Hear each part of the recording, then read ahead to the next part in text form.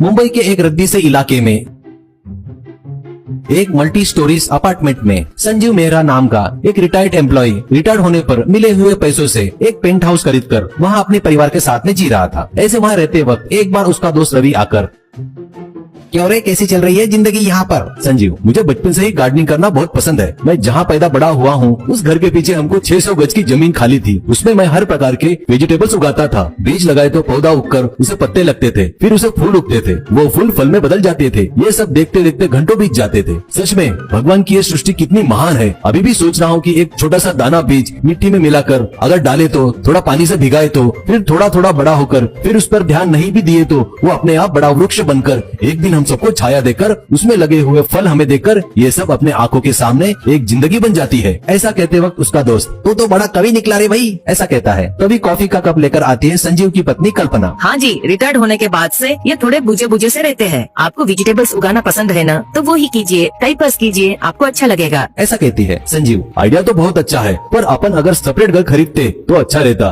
अगर मेरे पिताजी के अपार्टमेंट में खरीदते थे तो चोरों का डर नहीं रहता, 4 लोग वहाँ मिलते जुलते रहते थे, टाइम पास भी अच्छा होगा। मैंने उनकी बात को मान देकर इस अपार्टमेंट में आ गया। यहाँ पर किसी को किसी से मतलब ही नहीं है, ऐसे अजनबी जैसे रहते हैं करके चिढ़ता है। ऐसे कल्पना अगले दिन बाहर जाकर एक किताब खरीद कर लाती है।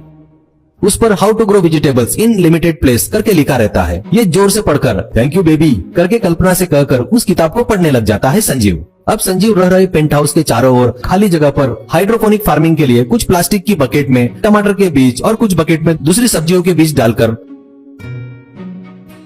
वहाँ के वाटर टैंक के नल को रबर का पाइप लगाकर थोड़ा थोड़ा पानी डालकर वो पौधे उगाने लगा। कल्पना और अपने लोगों को दिखाकर खुश हो रहा था।